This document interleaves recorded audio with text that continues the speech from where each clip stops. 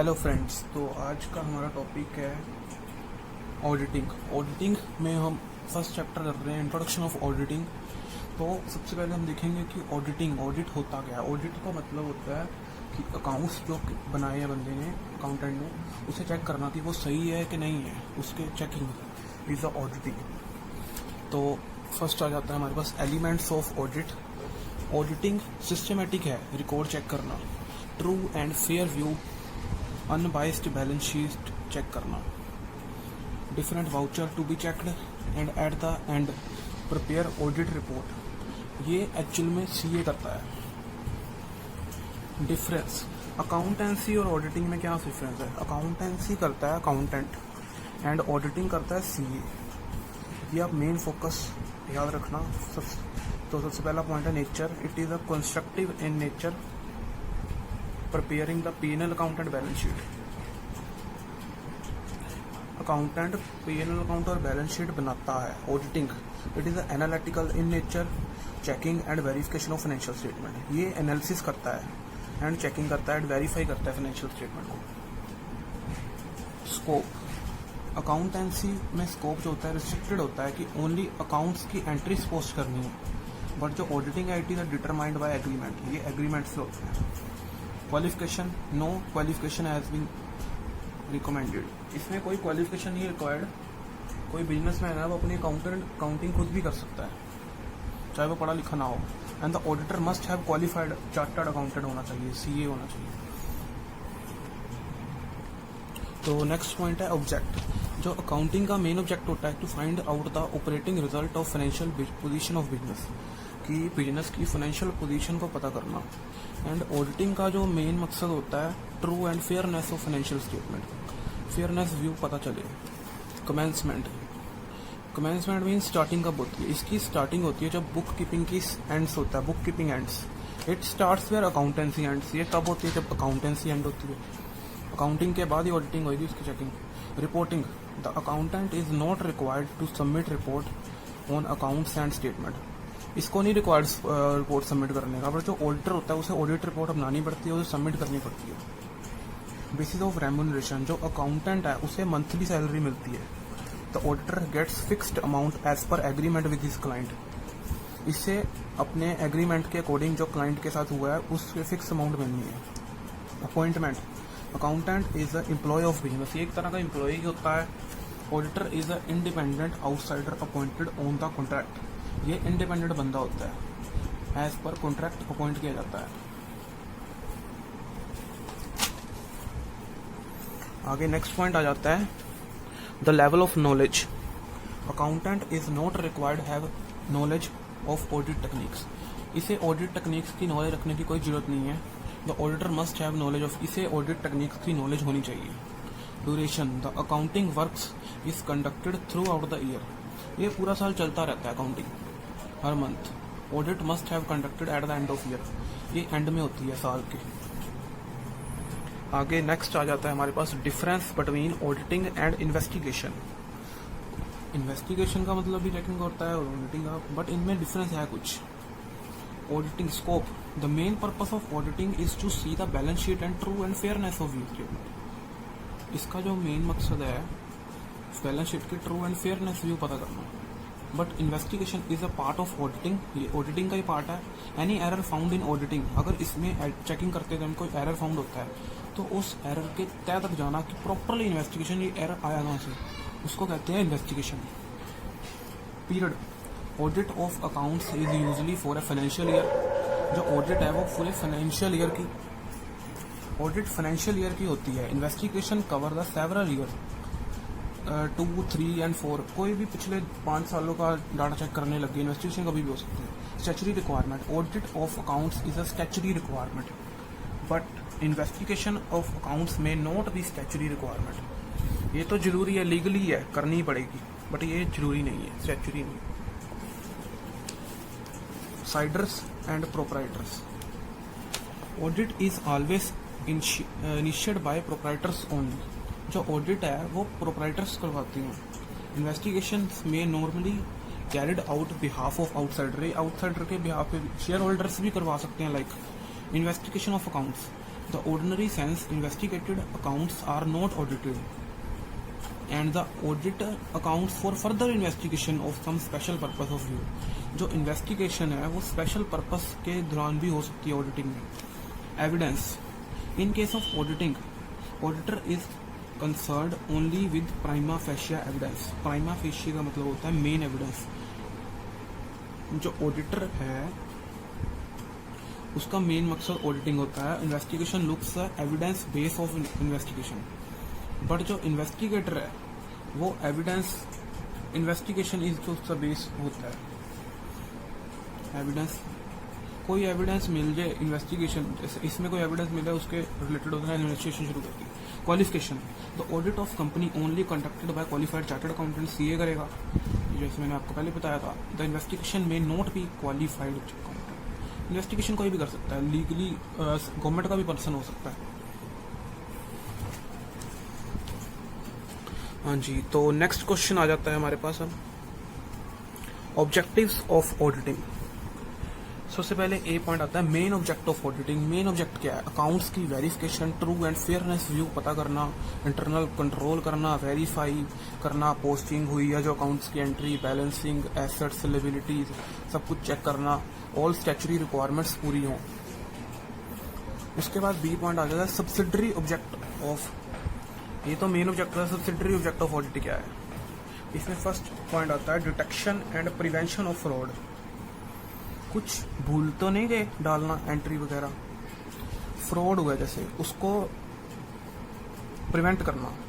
Asset की miss appropriations, घोटाला, records, transactions, account की पॉलिसी तो नहीं गलत, मैनिपुलेशन तो नहीं हुई कुछ अकाउंट्स में, वो सारा चेक करना।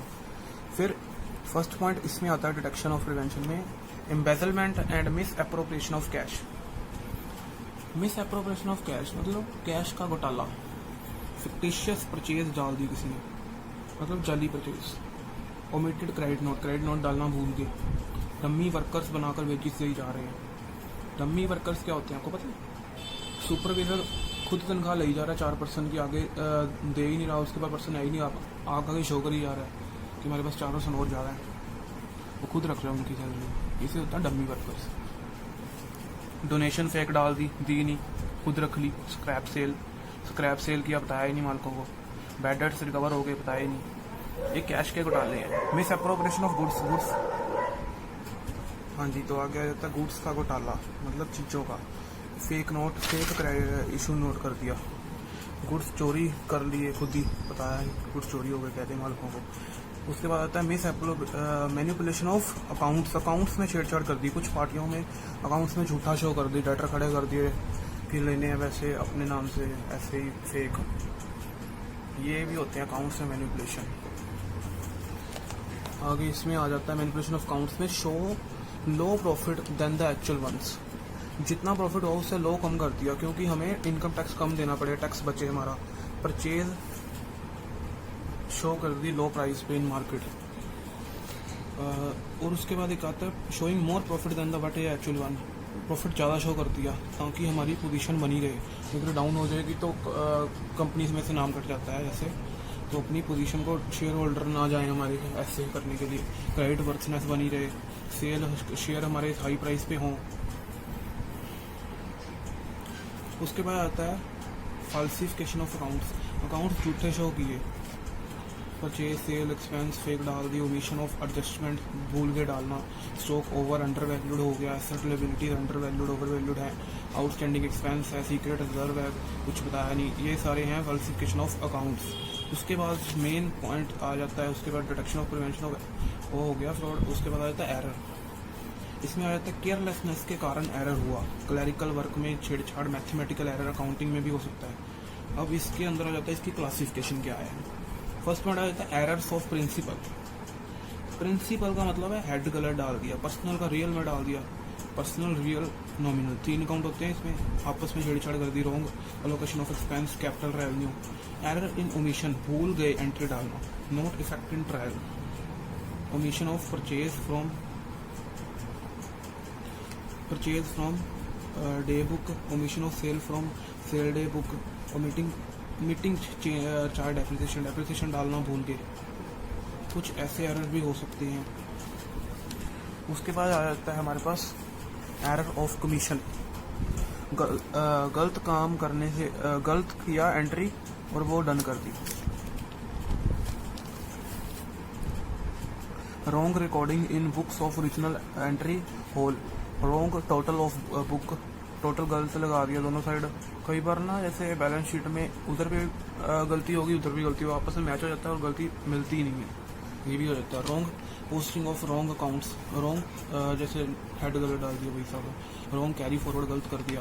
एरर ऑफ डुप्लीकेशन, डुप्लीकेशन के कारण भी एरर हो सकता है। ट्रांजैक्शन रिकॉर्डिंग ट्वाइस, एंट्री 2 बार डाल दी। It is more difficult to locate such error, ये इसको ढूंढना मुश्किल हो जाता है क्योंकि वो एक दूसरे को कंपनसेटिंग होता है भाई, जिसमें आपको बताया कि बैलेंस शीट में इधर भी डाल दो, इधर एक दूसरे को कंपनसेट कर रहे हैं, मिलेगी नहीं एंट्री, बहुत बैलेंस मैच हो जाता है, डिफिकल्ट टू फाइंड आउट। अब इन एरर जो होते हैं, हाउ टू डिटेक्ट एरर, इनको पता कैसे करें। Maintain self balance of books, खुद मेंटेन करो। ट्रायल बैलेंस चेक करो, लेक्चर कंपेयर करो। Check total of trial, total trial का चेक करो, कंपेयर करो बैलेंस ऑफ अकाउंट्स को। डिफरेंस का जो ट्रायल में जो डिफरेंस आए उसे भी चेक करो, उसे करेक्ट करो। नेचर चेक करो, हेड कोई गलत तो नहीं डल गया। सब्सिडरी बुक बनाओ। ऑल जर्नल जो बनाते हैं उसे पोस्ट करो लेक्चर में। आगे हमारा नेक्स्ट आ जाता है auditor is a watch dog not a blood hound. Auditor निगरानी रखता है बट काटता नहीं है। ऑडिटर वॉच डॉग है, मतलब निगरानी रखेगा। इसमें फर्स्ट पॉइंट आएगा auditor is a watch dog, ये देखता है, डिटेक्ट करता है एरर को, करेक्ट एरर उसको कहता है अपने मालिक को, होनेस्टली वर्क करता है ये।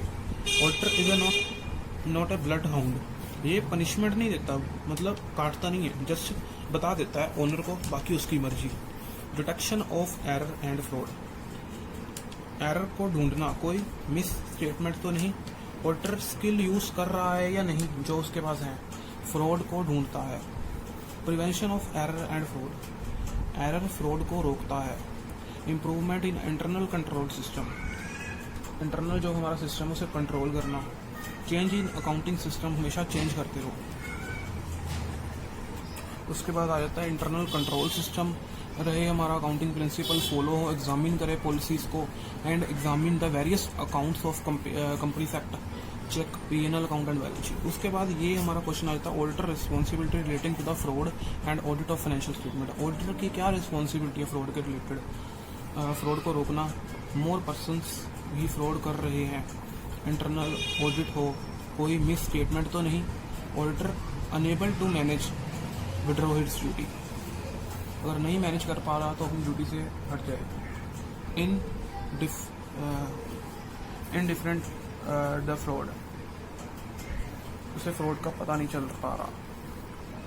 उसके बाद क्वालिटीज ऑफ ऑडिटर, जो हमारा ऑडिटर ऐसी है उसकी क्या क्वालिटीज होनी चाहिए, उसमें काम की नॉलेज हो, जो उसे वर्क करना है, टैक्टफुल हो अपने काम में, knowledge of audit and financial management system, पूरी नॉलेज हो उसे ऑडिट की, वर्क हमारा पूरा होनेस्टली डन करे, ईमानदारी से करे, पार्शियलिटी ना करे किसी के साथ, प्रैक्टिकल नॉलेज हो, कंपनीज अकाउंट की नॉलेज हो, कंपनीज एक्ट की भी नॉलेज हो उसे, तभी वो अपना काम कर सकेगा। उसके बाद तो उसका पर्सनल इंटरेस्ट ना जुड़ा हो उसके साथ, कई बार पर्सनल इंटरेस्ट होता है, अपने भाई की फर्म होती है, हर चीज़ के बॉटम तक जाए, मतलब गहराई तक जाए एरर के, time to time clarify the matters को क्लैरिफाई करता रहे, हार्ड वर्किंग हो, सिस्टमेटिक नॉलेज हो उसे काम की, पोस्ट अकाउंटिंग की भी नॉलेज हो, सेंस उसकी कॉमन हो, एंड सीक्रेट ऑफ क्लाइंट का जो सीक्रेट होता है, कुछ माल हम ऐसे बनाते हैं वो कहीं जाके लीक ना करे, क्योंकि वो इंडिपेंडेंट होता है, उनका एम्प्लॉय तो होता नहीं। Overall objectives of independent auditor and conduct of audit in accordance with standard of living, overall objective बताने हैं इंडिपेंडेंट ऑडिटर के कि जो ऑडिट कंडक्ट कर रहा है। फर्स्ट पॉइंट आ जाता है objectives of audit of financial statement, financial statement को ऑडिट करना इसका ऑब्जेक्टिव होता है।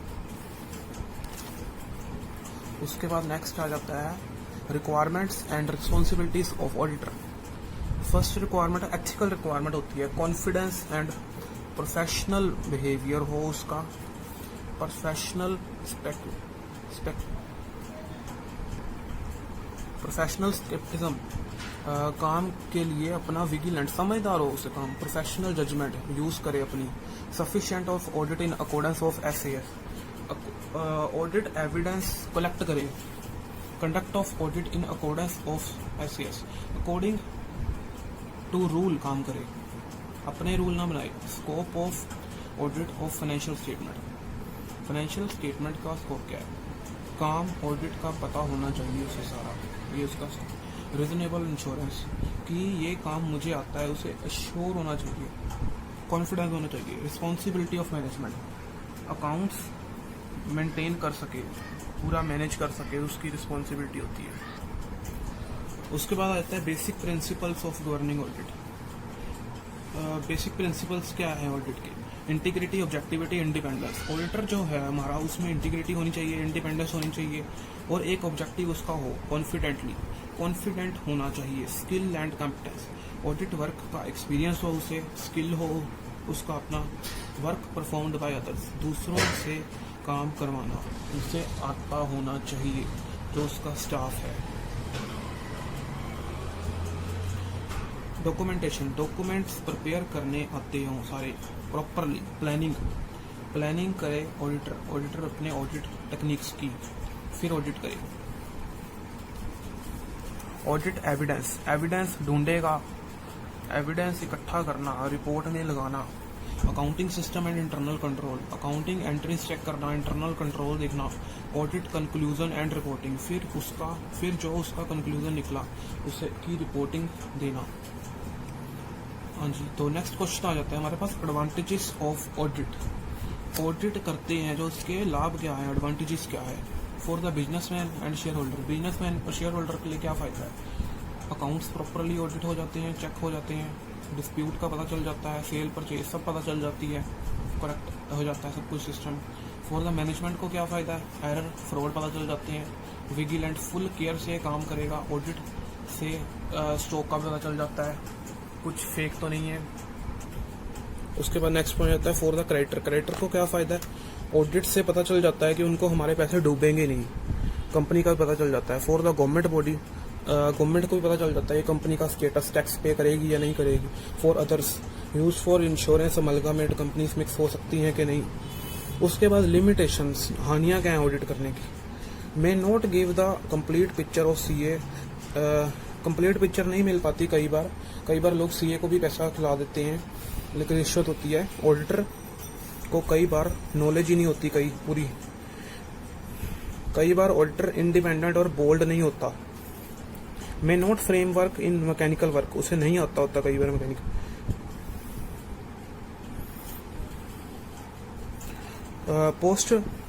पोस्ट मास्टर एग्जाम ऑडिट आगे से एरर ना हो। स्टॉक इन ट्रेड को वेरीफाई करना मुश्किल हो जाता है, ऑडिटर कई बार सिंसियर नहीं होता अपने काम में। ये तो हमारा फर्स्ट चैप्टर हो गया, introduction of auditing. Thank you to watch it friends.